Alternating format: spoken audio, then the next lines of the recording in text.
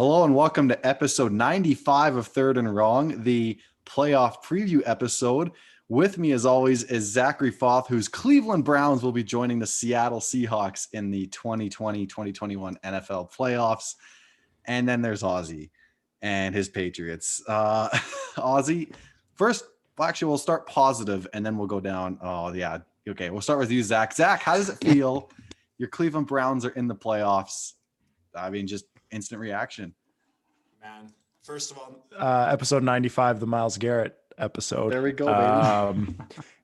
Second of all, I can't put it into words. It's been a long 11 years, and frick am I happy we're here. I'm playing meaningful football at this late in the year for the Cleveland Browns is a whole different feeling, and now teams got to start respecting us. Oh no. There we go. Yeah. Factory of happiness, baby. And then we got Ozzy, who's it's kind of interesting. As long as I've known Zach, his Browns have never made the playoffs. Because I've known you, I've known you for my whole life, so they have technically, but as long as I've known you to be a fan of the Browns, which is dating back to 2009 or 10, they haven't made the playoffs. And then as long as I've known Ozzy, who I met in grade 10, which would have been 2011, 2012, his Patriots have made the playoffs every year. And now they find themselves on the outside looking in. Ozzy, your instant reaction, obviously eliminated a couple weeks ago, but do you have a rooting interest, or are you just going to take in all the fun? Basically, my rooting interest lies with the Colts at this point, my Super Bowl team out of the AFC, who kind of just snuck their way in. But that's basically it. It's definitely a weird feeling, and it's fun, nice to be able to relate to you guys now, getting to know what it's like not being in the playoffs. So yeah, it's not fun. I mean, I know back in 2017 when Seattle missed out, it's like, I guess I'll cheer for the Eagles, but it's like, you just don't have that same, you know, you're not literally on the verge of tears after a game or something, right? It's just kind of like, I'm just going to watch this. So. And I'm so used to the opposite, picking a team afterwards, and I'm like, I really like this one. I'm gonna go with them. Oh, okay. Well, let's discuss how we got here, guys, and we'll do that with the 2-minute drill, and then we're going to tee off the playoff preview. So, Ozzy, do you got the timer ready, my friend? Of course, Steve Bolin. And all right, for the final 2-minute drill of the year, because it's going to be tough to do this with 6 games. So, final 2-minute drill of the year, down by 4. Need a touchdown. Field goal won't cut it. Starters are in. Doug Peterson's not coach. We kicked him out because we're going for the win here. Black 80, hot. All right, we start with the Buccaneers bringing the Falcons season mercifully to an end with a 44-27 drubbing. The Giants do their part, winning 23-19 over the Red Rocket, Dog Venus. But the Eagles won't do many favors. We'll get to that later. We have the Patriots ending their season on a high note, 28-14. The Jets are out of the Lawrence sweepstakes, but they could still get refurbish that franchise in cases out. The Vikings win 37-35. We kind of like that. We had higher expectations for the Vikings, and the Ravens smash the Bengals 38-3, bringing that season to a close. Sound the alarm. The Browns made the playoffs. So they survive a late surge from the Steelers as they hold them off 24-22. The Bills embarrassed the Dolphins in what was a win and in situation for the Dolphins, 56-26 Bills. The Seahawks take care of business against a battered and bruised 49ers team. Surprisingly close, 26-23 Seahawks. The Rams take care of business against a injured Kyler Murray-led Cardinals, 18-7. And the Colts, as I mentioned, sneak in with a win against the Jags, 28-14. Derrick Henry joins the 2,000-yard club with a huge performance against the lowly Texans. All I have to say for Texans fans, there's a glimmer of hope having Watson leading them into the future. 41-38 Titans.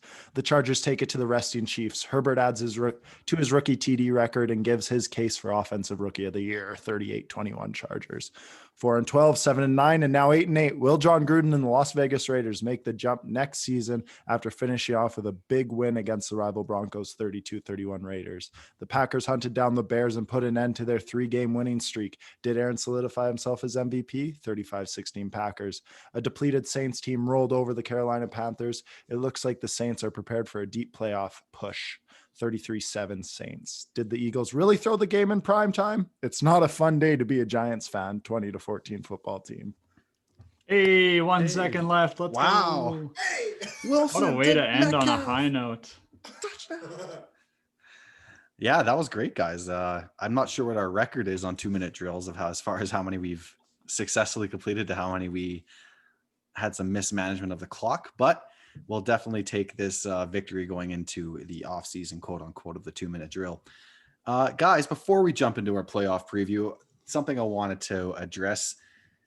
Miami Dolphins, we're going to discuss how we kind of got here with the Colts sneaking in, as you mentioned, Ozzy, just totally failed to show up, losing by 30 points to the Buffalo Bills, who did in fact play their backups throughout parts of that game, and especially towards the end. Now they have this Houston pick. I believe it's the 3rd pick in the draft. What are we just saying about Tua's future here, guys? I mean, I know it's maybe a little premature to say they should be looking at potentially drafting another quarterback, but I got to say, guys, 11 touchdowns, 5 picks, I believe 60% completion and 64% completion, 87.1 rating and 3 rushing touchdowns. How are we feeling about his rookie campaign? I feel like with Herbert shattering the touchdown record, 31, Baker just broke it. Russell Wilson tied it in 2012 and Manning set it in 98. I mean, is that setting the bar too high? Or I guess the Miami's at an important juncture right now where if they truly believe Tua is their guy, they can go ahead and improve their team immensely with, the number 3 overall pick, taking a tackle or a bona fide number 1 receiver to pair with Parker. But if Tua ends up not being the guy and you've still built this team around him, you're kind of left where you are now, a 10-11 win team that might be fighting for wild card spots, because this Bills team looks like they're going to be around for a while. And I know the NFL stresses parity, so anything can happen, but they do look they're going to be consistently good for a while. Do you gamble and potentially take one of these top 3 quarterback prospects, probably minus Trevor Lawrence, at the number 3 spot, or does Tua deserve more of an opportunity? We'll go to you first, Zach. Okay, I'm going to come out here and be like, I can't believe this is even a discussion at this point. Right. We're comparing him to, like, as he should be. He was coming out and he was my top prospect. I really like Tua. We look at this guy, and yes, he had ups and downs. There were very efficient games in there where he threw 3 touchdowns, no picks. It was against weaker competition, mind you, but surrounded by what he had in Miami, that defense is what really made that team competitive. Mm-hmm. You take those picks and you surround him with other young talent and let this team mold. I really do think Tua is a smart guy, but we can't sell after 9 starts, I think he had. And this isn't a Josh Rosen thing here either. Josh Rosen was absolutely atrocious in his first year. There were some really nice things about Tua. When he first started and he went through those first 5 starts, he was making throws. I remember him making a throw to the corner of the end zone to, I think it was Mike Gesicki. And everyone was like, this guy could go for rookie of the year with this kind of material. I think you build around him. You draft someone like Jamar Chase. Him and Parker on the outside for him would be great. They tried to make the offensive line better. Last year they drafted and picked in free agency a bit, but you can also look at number 3 is the Houston pick. You can look at guys like Sewell, who is the offensive tackle that everyone wants this go around. I really think with Tua and you know what? Some people can really get behind what they did at running back there, but they could improve there as well. And as things improve on that offensive side of the ball, Tua is only going to get better. And it wasn't even that bad. It was one bad game and he's a rookie. We gotta get over that and move forward. I think he's still a great prospect. It's interesting because I find it's not just like casuals on Twitter or whatever being like, oh, they should draft a guy at number 3. Like I was listening to Mike Lombardi podcast, who is the former GM of the Browns, I believe. So take that for what it's worth. I mean, he's obviously not employed by the NFL, but he has some pretty insightful takes. And, he made a point saying, Ryan Fitzpatrick came in and looked better in this offense than Tua did. So what's that saying as far as where Tua's at now and where he can go from here? I don't think he's stuck at Ryan Fitzpatrick level for the rest of his career, but right. People need to remember too that Fitzpatrick played in Chan Gailey's system prior to this. It wasn't a total new system for him. This is something he's used to, and he's got like 15 years under his belt, man. Yeah. Like, let's slow down. I think they had an interesting season in understanding what Tua was and where they need to grow from, but I think that's a far-fetched take to move on from him. Unless you're getting Lawrence. Sorry. Yeah, unless you're getting Trevor Lawrence. But then you trade Tua, try to get a second round pick or a late first. And then I think they also have the 18th pick in this draft as well. Right. So I still am very optimistic on this team's outlook. 10 wins. I mean, they just missed out, and that is when it was supposed to be another rebuilding year. So, Ozzy, they're in your Patriots division. What's your outlook on Tua and this team's future as a whole? Yeah, I share a lot of the same sentiments that Zach shared, because he didn't even have a full season. Like, they basically took this risk by starting him after they started 6-2. They felt that Ryan Fitzpatrick had put them in a good position to make a playoff push with Tua at quarterback. This was the risk that they were taking on. I think they were comfortable taking this risk. Obviously, they were comfortable taking this risk, and it just came back to bite them a little bit. But I think playoffs, regardless of how you looked at this team, I think that was overachieving anyways. You look at what they did last year. They overachieved in their first year of the rebuild. This is only their second year, and their quarterback of the future had less than a full season of starts. So this isn't, I'm not going to throw them to the wolves. I don't think that this should be a Josh Rosen, Dwayne Haskins situation, just in terms of moving on. I think that you definitely have to give them at least next year to look, and don't waste a high draft pick on a quarterback. You just drafted Tua. You did your homework on him. I don't think that even with this coaching staff and with this team, I think like Zach had said, adding pieces around him and then see what you have in him. We know that he is, like, even if he's kind of a boring quarterback to watch, he's no Justin Herbert who's going to push the ball down the field. He's still the perfect quarterback. He's at worst, it seems like he's a game manager, and that's all you need when your defense is playing lights out and your special teams is well coached. I think that he is just a perfect fit right now. You get a quarterback at a rookie deal and just build around him and see what happens. I think that you got to go next year and see what happens. Yeah, I want to quickly add to that too. He threw 3 picks in the last game. Before that, he had 2 picks.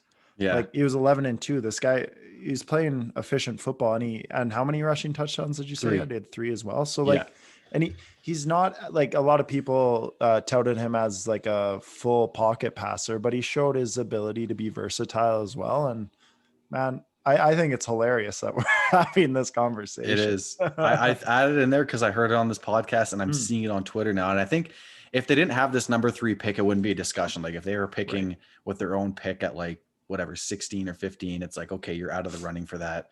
Let's load up to it with weapons. But they're in an interesting spot where, you know, maybe there's a catastrophic scenario where Ozzy, they waited out with Tua next year, realize he isn't it, and then actually have a 15 or 16 pick and are out on 2022's crop of young draft prospects. And now you're looking around like, what do we do? But I think that's like an absolute worst case scenario. And I'm not sure if that's even realistic. I think a realistic scenario is maybe he's along that Baker Mayfield kind of Jared Goff top kind of, where he's not necessarily going to lead your franchise like Andrew Luck did or something. But if you put enough around him and you give him a good supporting cast, his talent will shine through. And I'm not saying Baker's spoon-fed like Jared Goff.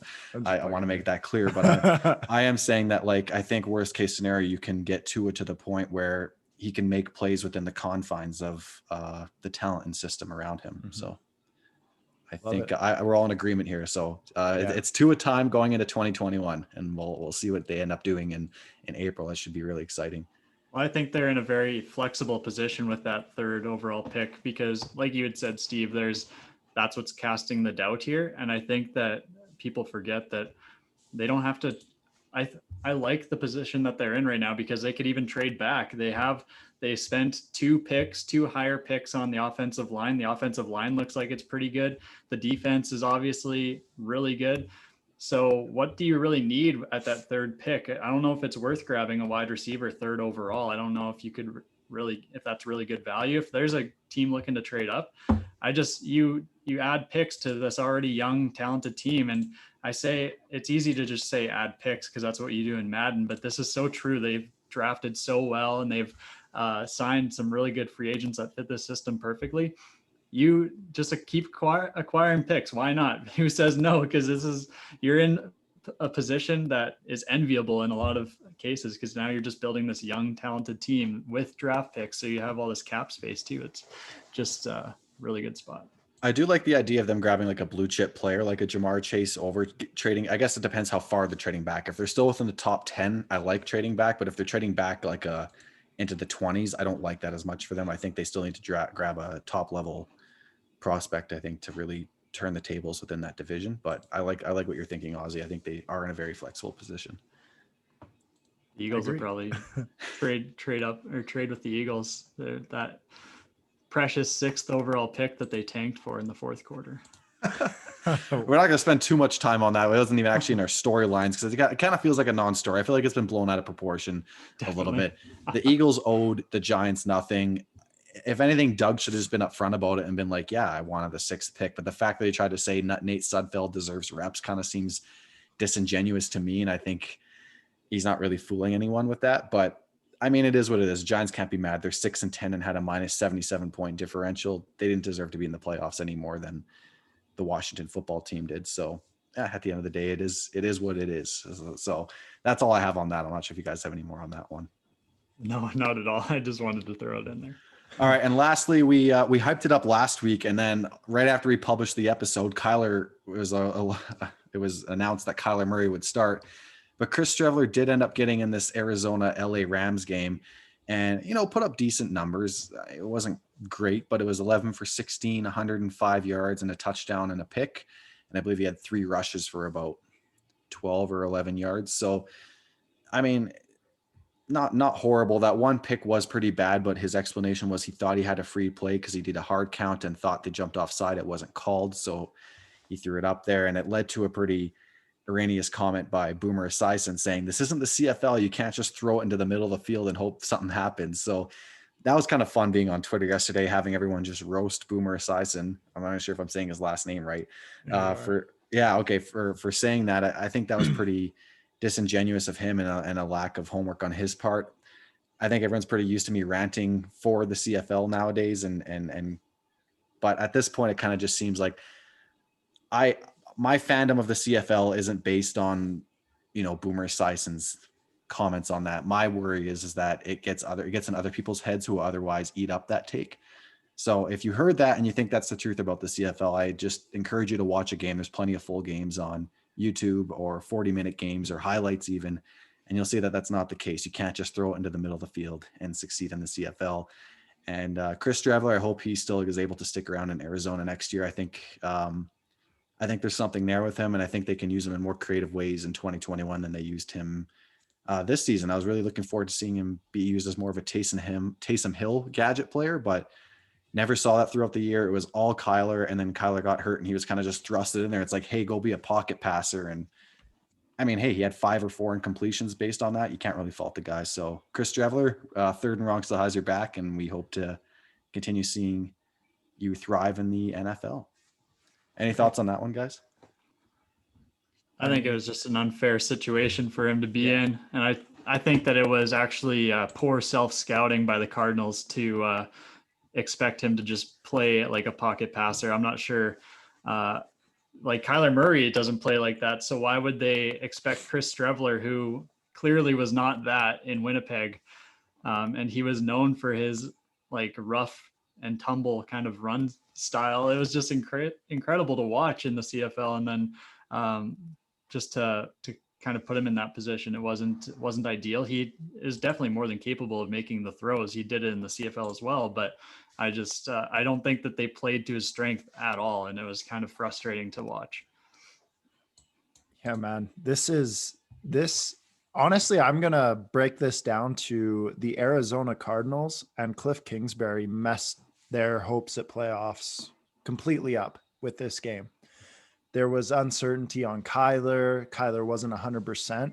If they would have stuck to Chris Streveler, who had a good stat line, like that's not even like that's, I'd say, 63% completion. You're hitting 105 on 10. So you're averaging 10 yards per throw.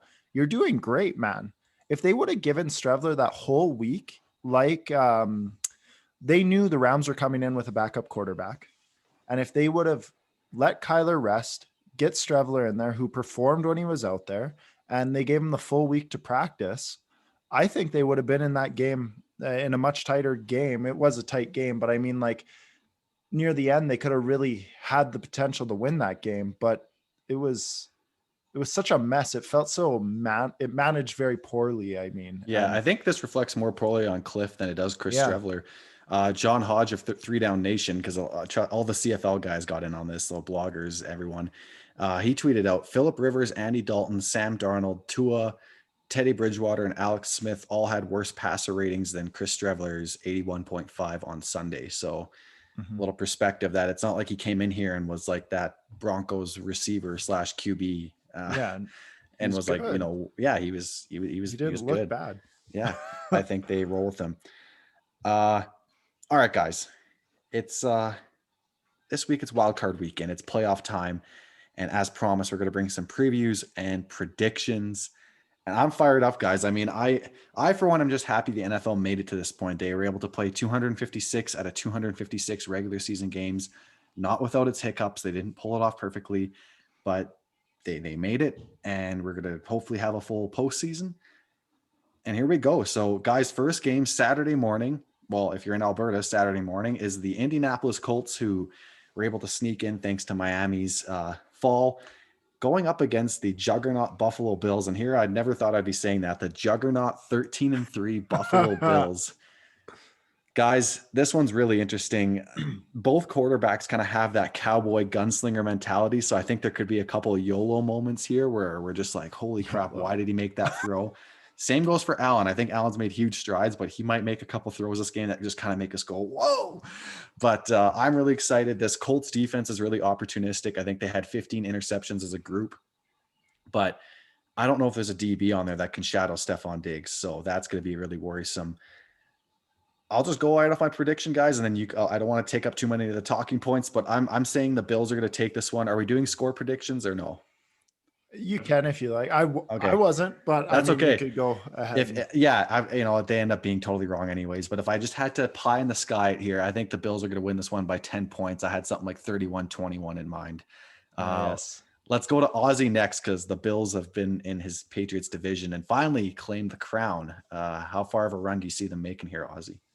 This is such a tough spot because, as I mentioned earlier, the Colts are my Super Bowl team. I'm going to stand by those because those are my preseason predictions. And I think that's the only one that I've got going for me up to this point. So, but even still, I don't know how long it's going to last. I'm basically choosing the Colts to win out of my predictions, but yeah, pride. But I think that this could get ugly just because the Bills have been clicking on all cylinders. And even like against tough defensive competition, and say what you will about the 49ers being banged up, but they still got an amazing coach in Robert Saleh, and he showed how he can kind of slow down offenses. He just did it against the Seahawks with a banged up group. And I just think about when I watched that game, the Bills against the 49ers, that was really for me when I looked at this Bills team very, very seriously and very different than what I was in the past, because it just looked like Josh Allen was just having fun picking apart the defense. He had time in the pocket, or he was creating time in the pocket and just dink and dunk, or he was slinging it when he needed to. And it was just so strategic and just so nice to watch. It was very just surgical, I think would be the greatest word to use. And that's really how he's been played ever since. So I'm really concerned for this Colts defense, who has kind of regressed as the weeks have gone on, I would say.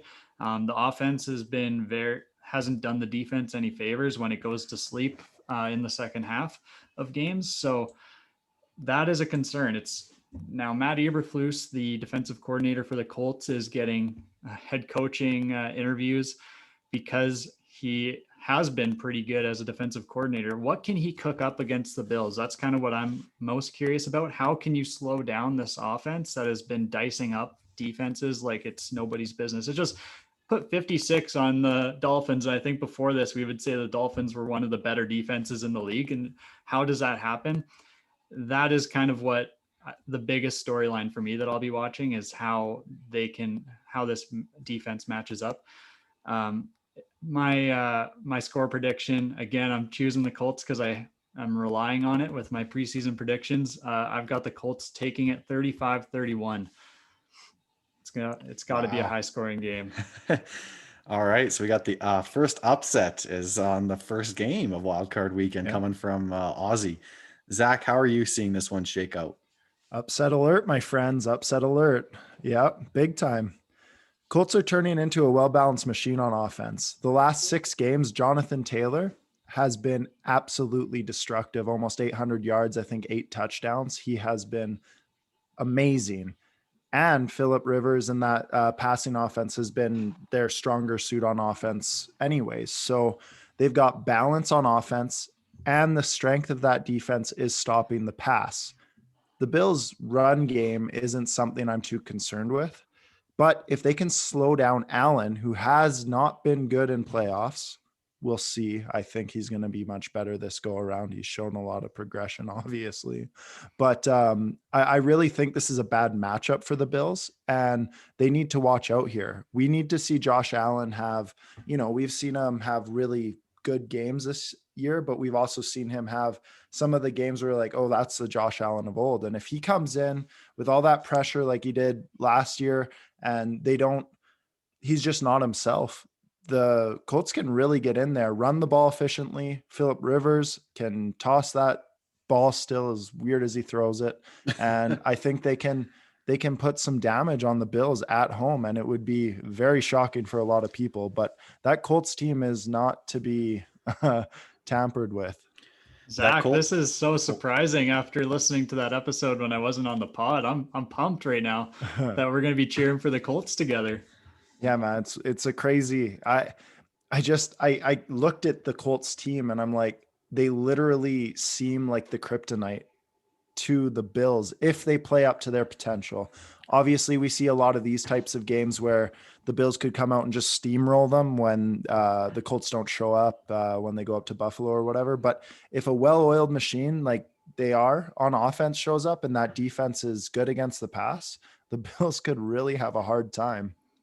One of the Bills' bigger weaknesses on defense, Zach, is their run defense. I read they're giving up 120 yards a game on the ground, and they've given up a total of 21 rushing touchdowns this season. So if Jonathan Taylor is feeling some type of way Saturday morning, then I'm not fully discrediting you guys. That's just two of you guys are going for the upset, the 7 seed upsetting the 2 seed, 13 win Bills. That would be something. And that'd be a big hit on Josh Allen's legacy, even though he's still so young. But it would be that Houston game was really, I was watching that game and they had it in the bag. And then he tried to do that. I don't know if he tried to lateral it or do something weird and he fumbled it. And that fourth quarter was a disaster for them. So really interested to see how this one goes. So the second game of the afternoon, guys, is the Los Angeles Rams traveling to the Seattle Seahawks. I have some Super Bowl heroes from years past and still current Seahawk Russell Wilson out there. Had to wear my Alexander one here. Guys, I'm so nervous for this game, and maybe that just comes with being a football fan or a Seahawks fan in general, but setting the table on this one, Seattle's defense has done a complete 180 from the team we were discussing 2 months ago. And that first Rams game was when the defense actually started to turn the corner. That second half is when everyone's kind of like, oh, wow, Goff didn't throw a touchdown that game. And then it was just on Russell. And that's kind of the bigger worry going into this thing is Russell and this offense has seemed quite stagnant. And having Ramsey shadow Metcalf is going to be another matchup to keep an eye on, as Metcalf had a few more opportunities in that second game. I think he had about 50 yards receiving, but still nowhere near to the dominant player we're used to seeing, when he was torching Stephon Gilmore or Ozzy, other defenses in the league when Russell was just on fire. And this one's just going to be one of those greasy Seahawks games. I can see it already. And I was reading this really great article on The Athletic. It was talking about how the defensive coordinator for the Rams has kind of went against common convention and plays to defend the pass first as opposed to the run. And you'll find many defensive coordinators, their main goal is to stop the run first, and then you worry about the pass. Your first read's the run as a linebacker, so to speak. And so he kind of plays it differently. He goes to stop the pass first, and he plays 2 high safeties. And for some reason, Russell and Schottenheimer and Pete haven't been able to really crack that code. They had a little fourth quarter burst against the Rams in week 16 that allowed them to win that game 20-9. But it's just really tough to crack this for some reason. And the only glimmer of hope right now is that either Jared Goff on a broken thumb or John Wolford is starting opposite of Seattle's defense, which has really turned a corner. It's going to be a greasy game. I'm not going to feel great about it. I'm going to be sweating the whole game, but I think the Seahawks take this one 24-20. I want to go right back to you, Zach, on the Seahawks-Rams game. You're only nervous because it's your team. You guys, I really actually don't have too much worry for the Seahawks here. You guys are going up. I don't think Jared Goff's going to play. Cam Akers isn't looking very good right now. The offense isn't hitting on all cylinders. The only thing you guys got to worry about really is the defense. But I think Russell Wilson knows what's at stake here. You guys are going to come in at home and you're going to make work of these Rams, who I was wrong on about these Rams at the start. And I do like them, but I think with the injuries and the way these guys are playing on offense, they just can't keep stride with what the Seahawks can do on offense. So I'm going Seattle here, and I'm quite confident in that. All right. Ozzy, come spoil the fun, man. Let's see what you have to say. Man, I don't know, Zach. I don't know. We're so on opposite ends of the spectrum after being on the same page with the Colts. I'm not confident at all in this game for the Seahawks. I'm sorry, Steve. I just watching that game. They just beat the Rams 20-9 in a game where Goff had one of the worst gaffes for an interception that was directed right at Quandre Diggs. And that was a 6-point swing as the Seahawks went down and scored a field goal. So I think that if Goff plays, I would put the Rams winning this one. And even with the thumb, because Sean McVay, I know you hate to hear that, Steve. For those who are just listening, Steve's getting a little antsy over there. Getting a little, I don't know how else to describe it. Antsy, Yeah, irritable. I'm stress rubbing my eyes right now as if I just got a big stack of paperwork on my desk or something. I'm just like, so just visualize that if you're listening to this in your car right now. Sean McVay is not pleased with Jared Goff. And Steve always mentions how Sean McVay schemes open receivers for this offense. Even if Wolford's at quarterback, I'm not so sure the Rams would not win this one. Just because this defense has played lights out, and the Seattle offense has left a lot to be desired over the last few weeks. I'm not, I can't confidently say the Seahawks are going to win because I can't say that the offense will even show up. All that being said, this Rams defense, who has played amazing, knows that the quarterback seems to be the weakest link on this team. So Aaron Donald, Jalen Ramsey, they're going to be playing like their lives depend on it. I'm so curious to see how they handle Russell Wilson and this stagnant offense. I think that's going to be the game changer. Russ, it's got to be, with me taking the Rams here, I think it's going to be Russ having a bad game, a couple interceptions that's going to give the offense for the Rams a short field to work with on multiple occasions, and just it's going to be grimy. Like the last one was 20-9. I don't know if more than 30 points are scored in this game either. I'd say 21-13 Rams. Oh God, 13 points. Oh man. Yeah. I think the key for Seattle's offense here is, and sorry to interrupt you, Steve. I just said, I don't know if 30 points are getting scored, and then I put 34 on there, but I know what you're saying. It's going to be low scoring, grimy. I think the key for Seattle's offense here, and I hate saying this all the time because it seems like something you would say about a quarterback who maybe needs more help, but I think Russell needs the help schematically right now. And that's getting him out of the pocket, rolling him out on some design bootlegs and really getting Tyler Lockett involved. I mean, he disappeared in the middle of the season there, and then all of a sudden just showed up again for 2 touchdowns against the Niners and broke the single season catch record, Seahawks record, broke Doug Baldwin and Bobby Ingram's record that they both held at 94 catches in a year. I think he got to 100. So I think the key for Seattle is going to be getting Russell out of the pocket, evading that pressure that comes from the inside when you're playing Aaron Donald and Brockers. And the good news is for Seattle is we're getting Mike Iupati and Brandon Shell back on the O-line. So that'll be big. And I think the health of our running backs is going to be big, because right now the Rams are daring teams to run on them, because their defensive coordinator was quoted in saying in that article I read, it takes a lot more 4 to 5 or 6 yard runs to equal a 50-yard pass. Their defense is designed to limit explosive plays. So if that's what you know about this defense going in, then it might be Russell Wilson has 24 passing attempts this game and Carson has 2 touchdowns and Seattle wins this game 17-10. I mean, it might just be that kind of game if they're going to dare Seattle to run. And you don't really have to coerce Shoddy and Pete into running the ball more than they need to. That's Pete's brand of football: limit turnovers and secure the ball and play safe football. So for better or worse, that's his philosophy. And if we have to open it up, I hope he allows Shoddy and Russ to do that. But I think it's going to be a pretty grimy game. So Ozzy, for the love of God, I hope you're wrong. Because if I have to just come on here next week wearing a fucking shirt and not my Seahawks gear up there, I'll be choked. So no disrespect to your guys' shirts, man. I'm just saying. I just have to wear a shirt. Yeah. Instead of my jersey, I'll be choked. Okay, guys. So for some reason, the NFL wanted to put the Bucks and Washington football team in prime time Saturday night. So it's Tom Brady. I guess you get what you get when you've been in the league this long. So the Washington football team, guys, obviously no secret, making the playoffs at 7-9. They're the third team to do so. The 2010 Seahawks and the 2014 Carolina Panthers both did so and won their wild card game. So maybe a little good omen there for the Washington football team, but I'm really struggling to think that this Washington football team has any hope. I was able to watch a lot of that Buccaneers Falcons game week 17, and Tom just looks to be clicking on all cylinders.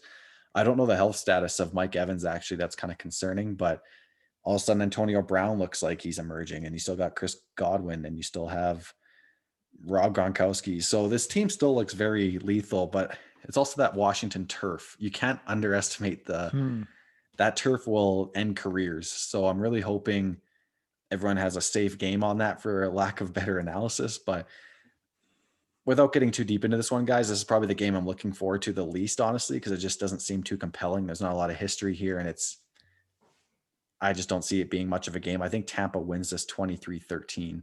Ozzy, we'll go to you, resident Tom fan of this podcast. Yeah, this one, I was saying how the Seahawks offense has left a lot to be desired. This football team offense hasn't really been much of anything, and I think they've taken advantage of their defense definitely keeping them in games. I'm not sure that this offense could squeak by or even be competitive against the Bucks in this one, and I think that's just because, as long as the Bucks get Devin White and JPP back, I think they were both out last game. They won't get White back. He's on COVID, and the earliest he can come back is Sunday, so he'll be missing that game. Oh, nice. Okay. But I think they'll get JPP back. I was just going to say PP, and that would have been hilarious. Sorry about that. Good old PP. Yeah. So yeah, well, it's not ideal, but they still got depth at linebacker. I still really like this defense against the Washington offense. I don't think that this will be much of a challenge for the defense, just because Alex Smith's specialty is dumping it off and then the occasional deep ball to Terry McLaurin. And this Bucks defense, even though it's been inconsistent, it is built to feast on these types of offenses. Like, it's not going to be a situation where they're letting Drew Brees dice them up. This is not even close to that. And that's kind of the biggest thing. And you could say the Washington defense could maybe rile Brady up a little bit, but how is that going to happen? Just because if Mike Evans, even if he doesn't play, you've got Antonio Brown, as you mentioned, Steve, and Chris Godwin and Rob Gronkowski, and Scotty Miller seems to be the deep threat that Tom can throw the best deep ball to. Like, it's just wild, these weapons. And like, how are you going to stop that for 60 minutes? I don't see it at all. And while Chase Young is calling for Tom Brady, I wish Chase Young could play offense too and maybe keep the football team in it. But unfortunately, I think it's just going to be a blowout, and I got it 30-10. Holy. It's not competitive. Yeah, you guys didn't leave me with much here. I was really going to say, I'm going to give a little bit more positivity to that Washington football team. I really like Scary Terry and Gibson. However, the Bucks defense, when they're playing instinctive football, like when they played against the Packers, fast and like attacking those running backs from in the backfield, unstoppable. And I, like you guys said, I'm not going to beat a dead horse here. The offense has so many weapons, and they, as much as everyone likes to point out that the front seven of Washington's going to slow down Brady, because that's like been his kryptonite in the playoffs, I just don't see that. Like, they're very physically gifted, but it's also very young. And I think there's going to be times here where it's going to be inconsistent. And to beat Tom Brady in the playoffs, especially with the weapons he has, you need to be consistent all game. And the Washington Football Club does not yell consistent at me. I will be cheering for them so hard. However, I don't think they can do it. I think the Bucs will take the W as well. I think Zach, you're not cheering for the Bucs Tom Brady this go around? No, he can lick it. Oh. Yeah, like I think everyone likes to point that, like, when Tom has been beaten, it's been based on front four pressure. You don't send a lot of blitzes, because if you blitz, then Tom will exploit the thing. I don't know if it's that simple going into this, like, oh, just get pressure with your front four, like, oh, like just go make $1 million, like, like it's yeah, like, as you can't just speak it into existence. There has to be some kind of way. And this Tampa O-line's no slouch. I mean, what is it? Wirfs has been playing good. Jensen's been an anchor there. So, I mean, they're going to have to get interior pressure. You can't just rely on Chase Young to do it all. So Ali Marpet or whatever. Yeah, Marpet. Yeah, he's been playing really well. So I think this team's structured to beat a team that has a lack of offense. Where I start to worry about Tampa is if they have to go to Lambeau next week, or in some sick scenario where Seattle loses, they go to New Orleans. But if New Orleans beats the Bears, we'll get to that. But yeah, also to note, we put a question out to our listeners, and 2 came back. Devin Harnack, resident Dolphins fan, along with Caden Rayner, and Tristan, our resident Eagles fan, both predicted a Washington upset. So we know who they're cheering for. I'll be cheering for Washington as well, but we'll see if Tampa Tom can get that first playoff win in the NFC. Yeah. And I just want to say, if Tom Brady loses this game, it nullifies everything he's done in his career. So I just want to put that out there for all you Tom Brady fans. It's a tough one. If you guys lose this, he's no longer anything. He's as good as Matt Castle. The 43 touchdowns, the 40 touchdowns and 3 rushing touchdowns he had at age 43 just get nullified. It doesn't matter. It's actually scrubbed from the official NFL record books. That didn't happen. Trash, really. It just says NA. Yeah.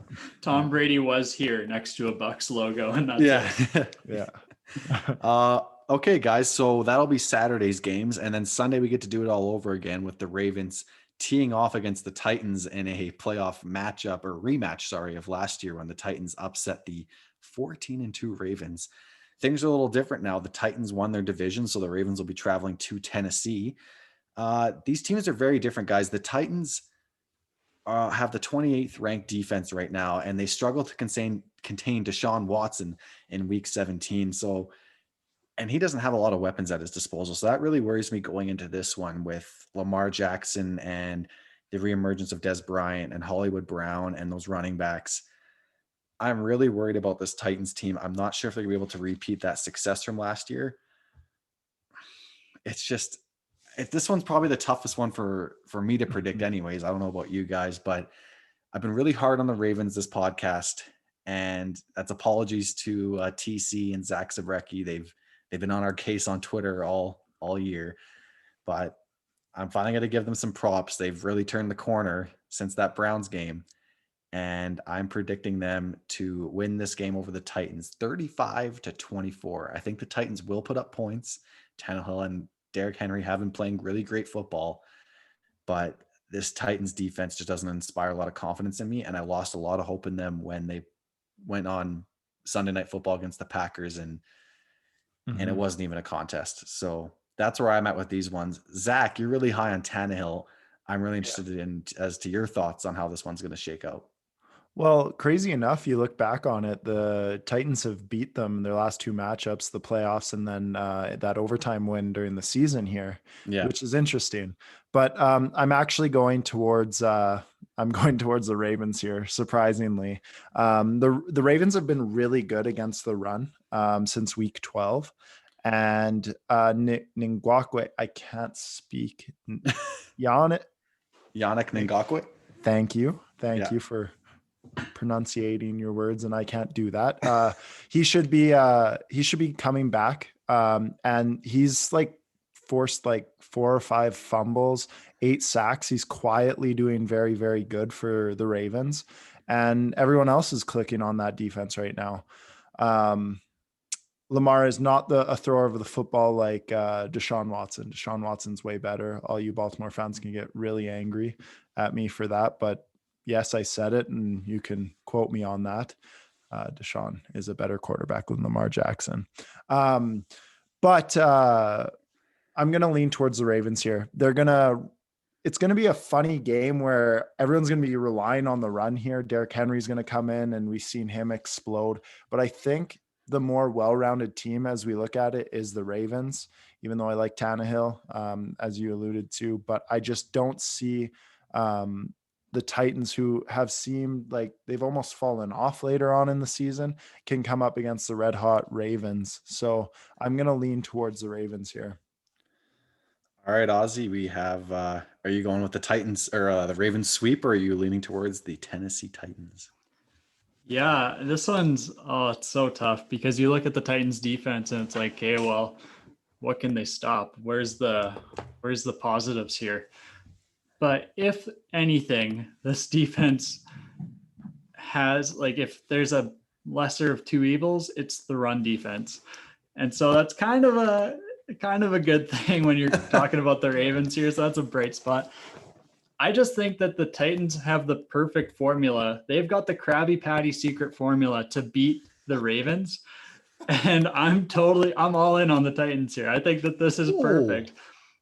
You take the last 2 games, they showed just this most recent game in overtime that they could overcome a late deficit. I think it was 2 touchdowns with Derrick Henry just pounding the rock. That was in the 4th quarter.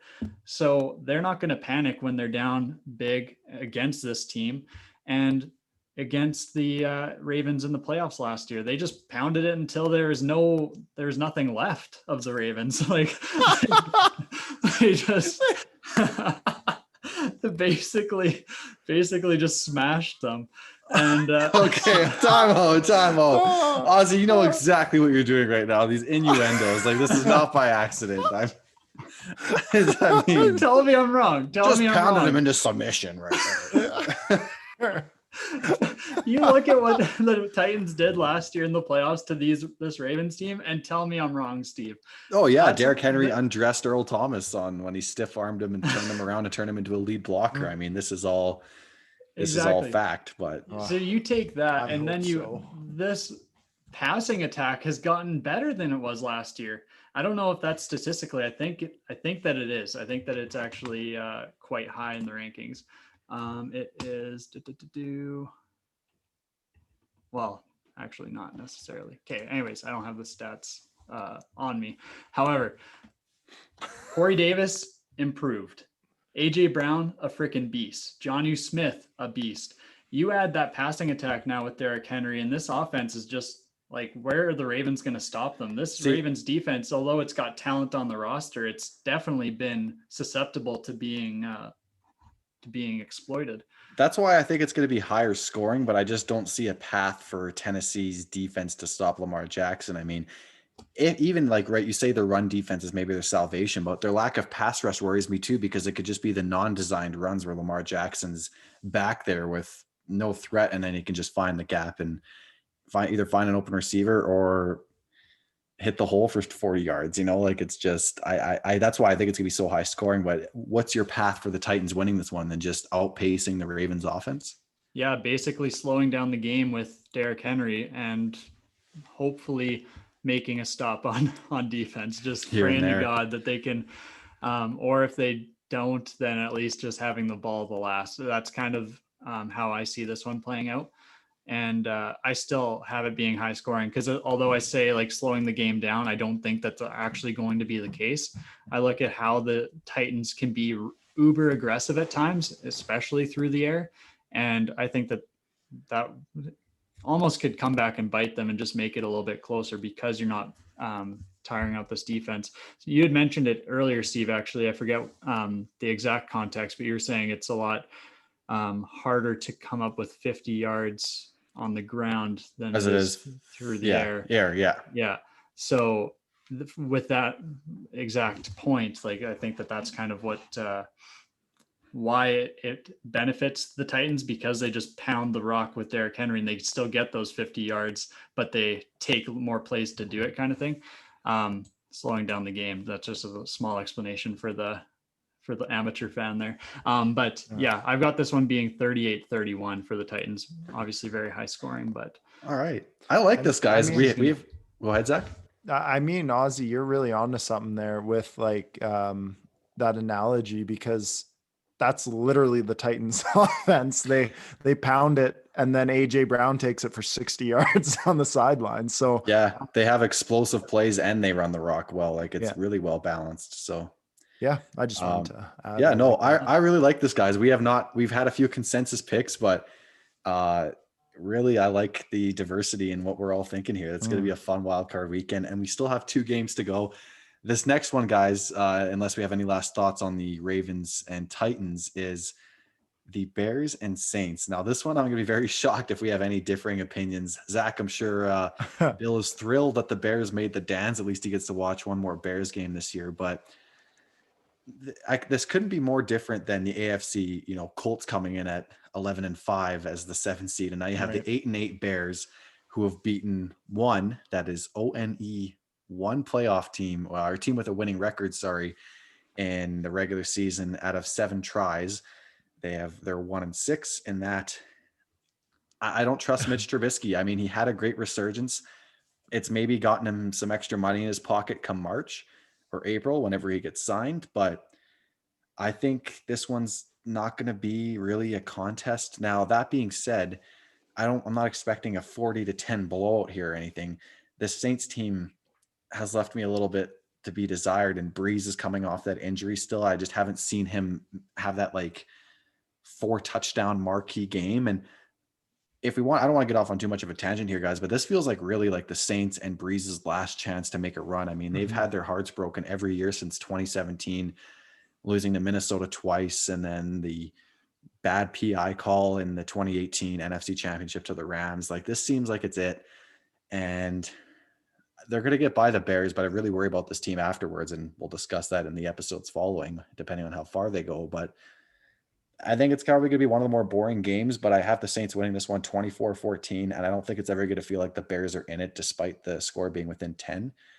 It's just going to kind of be one of those, like, the Saints are in control the whole game, and Mitch isn't really going to get them back into this one. So I got to go to you, Zach, because your dad is the resident Bears fan. I'm not sure how confident he is if you talked to him about that one yet, but how are you feeling about this game? Yeah, I watched the Bears game with my pops, and he's not too confident, to say the least, on this one.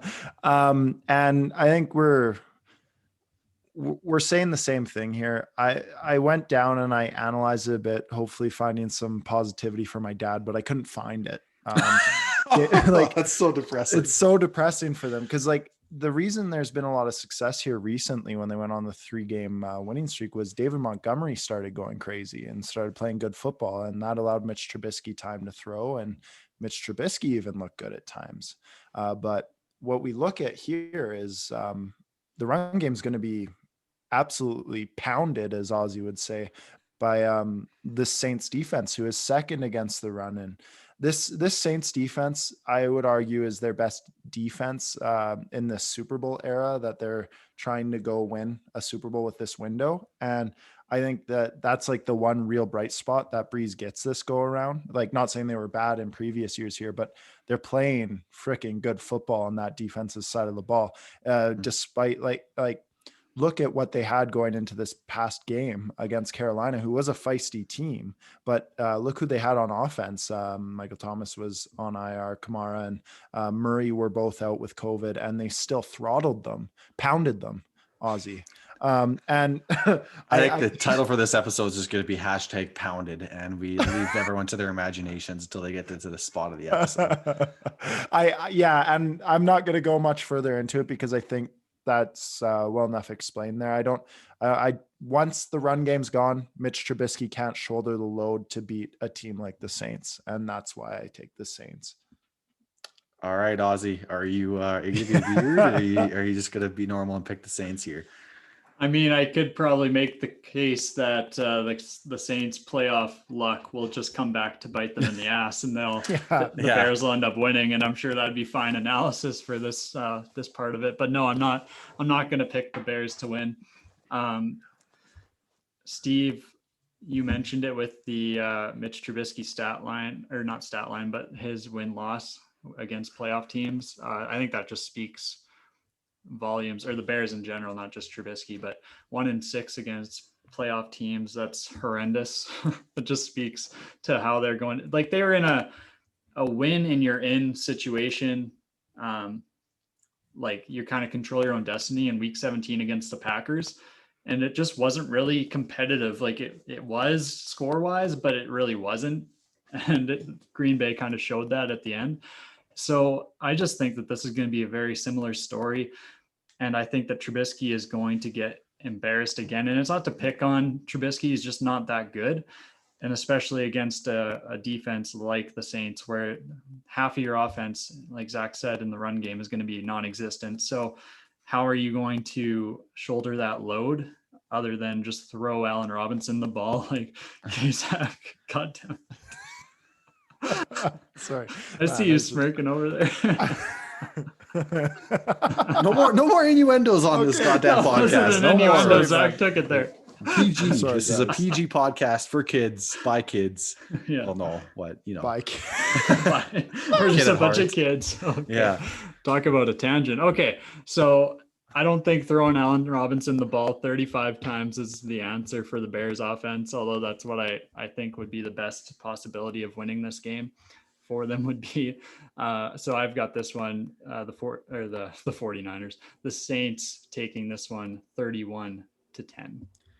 I mean, even if you want to throw the ball to Allen Robinson that many times, you have Marshawn Lattimore likely shadowing him. So this game, I believe, did go to overtime in their regular season meeting, but I just feel like it's weird. You know, like if the Bears put up a Texans-like performance in week 17 and like took the Packers to overtime and lost 41-38, we'd be having a different conversation now. I'd be like, okay, the Saints better like be doing everything they can to make sure they don't blow this. But they honestly looked more like the Jaguars against the Colts that lost by 2 scores. And it's just like, I'm coming into this game just really, it's games like these that make me question the validity of a 7th seed, but thank God the AFC was so competitive this year that it makes it worthwhile. But like, this was my worry when they put in the 7th seed, that an 8-8 team would squeak in. And it's kind of like, is it really worth it for the 2nd seed to play a team like this when they could have had a bye? But hey, it's more playoff football for us, so who am I to complain? But you know, I'm really excited on the AFC side because the Colts do look so competitive as that 7th seed. But I mean, who knows what we'll see with this Bears team? Maybe they'll make me look like an idiot and we'll be having a different conversation next week. But for the time being, it's a Saints sweep for from Third and Wrong here. All right, the last game, and I'm so glad the NFL put it in this time slot. Prime time, Sunday Night Football. Baker Mayfield and the Browns will be traveling over to Heinz Field to take on Ben Roethlisberger and those pesky Saints. I'm not even going to set the table. You know what, Zach? I'm going to go right to you. How are you feeling about this one? And I'll give my prediction last. I'll circle around to Ozzy and then myself. So the floor is yours, my friend. You just saying the preview of it, yeah, I got goosebumps, man. It's so surreal. And I do want to put out there, yes, I'm so freaking happy we're playing meaningful football, but that doesn't mean I'm just stopping there. I want to see my team win. I want to see them win a freaking Super Bowl.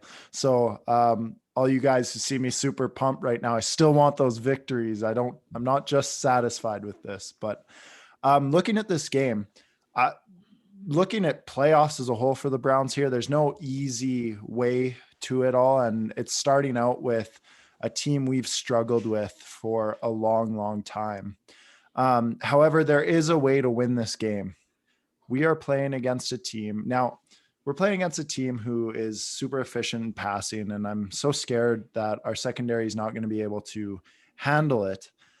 However, if Baker Mayfield comes in, plays efficient football behind that double-headed run game of Chubb and Kareem Hunt, controls the clock, gets it to Juice and Hooper, and does his thing, holds on time of possession, and we see Big Ben, who in the past 5 games has put up an 83 passer rating with a bunch of drops from his wide receivers. The one that really stands out to me is Chase Claypool, but we had Terrence Mitchell on Claypool a lot last week. And then I never really saw Ward on him, actually. I know there's a big mismatch there, but Ward is a small guy who is very twitchy and very explosive. And I honestly think it's not as bad of a matchup as people would think. But I think we learned a lot from that, and seeing him as their deep threat there. Mason Rudolph was passing the ball, closing his eyes and passing the ball downfield here. Ben's going to come in, and I think he's going to throw the ball a little less downfield, as much as we saw Mason Rudolph do on 3rd and 4th downs. But that's where it seemed like they were getting all their drops for the Pittsburgh Steelers over that last 5 games of the season there. So, and no run game I can't speak. I'm so excited. Whatsoever? Guys. Whatsoever. No run game to speak of. Okay. Yes. And the biggest thing that I'm looking at is we also lost Olivier Vernon last week. He tore his Achilles right before playoffs, and he had that huge sack against Rudolph there. We need Garrett to show up, and Garrett needs to be a bigger player. Since he came back from COVID, he's kind of been silent, and it sucks, but I think we got to see what he brings to the table. Him and Ward are going to be the 2 guys on defense that need to show up as leaders. From there, our offense needs to control the game. But this is a winnable game. For those people who think that it's not a winnable game for the Browns, you're crazy. We're going to come in there, and I think Stefanski is going to have us hitting on all cylinders. Finally, Browns playing meaningful football here late in the season. And I'm going with my Brownies here in Heinz Field to put away Big Ben and those pesky Steelers. All right. So I'm going Browns here, guys. Nice. I got to say, on that week 17 game, it was nice to see Garrett and Rudolph shake hands. I saw Mason Rudolph tweeted and posted a picture on Instagram of them making amends, if you want to say, and his caption was onwards and upwards. So that was encouraging just for the game in general. Ozzy, your thoughts on this one? Are you being a wet blanket on Zach's burning flame right now? No, I don't think I can be. Although I did watch Colin Cowherd's video today about how it was going to be a blowout. I think really? I missed that. Yeah. He said that if I remember correctly, the Steelers were going to douse this flame. Wow. Okay. Yeah. So I was thinking about this one a lot because it could really go either way. It depends on which Steelers offense shows up. I don't think what we saw against the Steelers team that we saw against the Colts come back in the second half, it still fell asleep for half of the game. So I don't put much stock in them kind of quote unquote revitalizing their offense.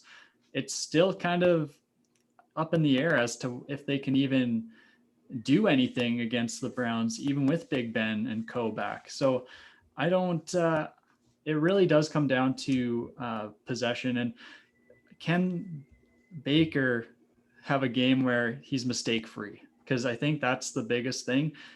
Win the turnover battle in this game and you're going to win. And I do really like what they have, that 2-headed running attack with Chubb and Hunt, just incredible. I think that could tire out this tough Steelers front 7. And that's what you're going to have to rely on, I think, just to really close it out, knowing that this Steelers offense, if they do come out guns blazing and clicking on all cylinders, you do need to slow that down. So that's kind of the biggest thing. I just don't put a lot of stock in the Steelers offense being kind of revitalized though. And that's kind of where I sit on this one. I think the Browns will win because the Steelers are just too inconsistent. Denzel Ward should be back from the COVID list for this game. And I think the linebackers as well. So that depth never hurts.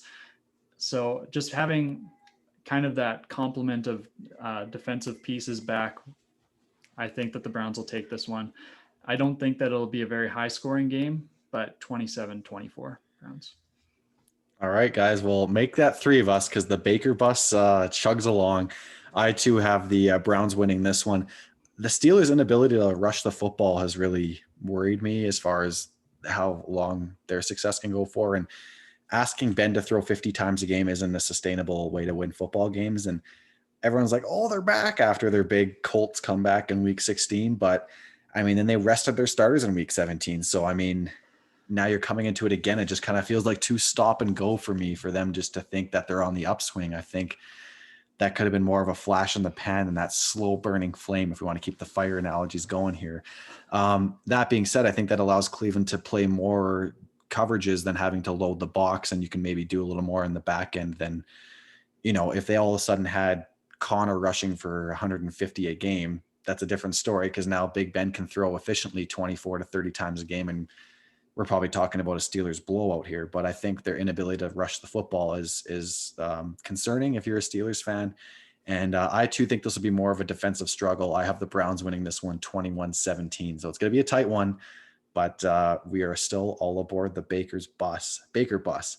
So that concludes our wild card preview, guys. I'm so excited. I mean, if time allows it, I'm going to try to watch every game in full length, but I mean, for everyone else out there, DM us either individually or on the account. We love to chat during the games and have conversations, get your reactions. So we'll be happy to do that. And then we'll be back here next week to preview the divisional games when Green Bay and Kansas City get into the mix, get into the fight, put their gloves on. So I'm just fired up, fellas. Any last thoughts on playoffs or just ready to rock and roll?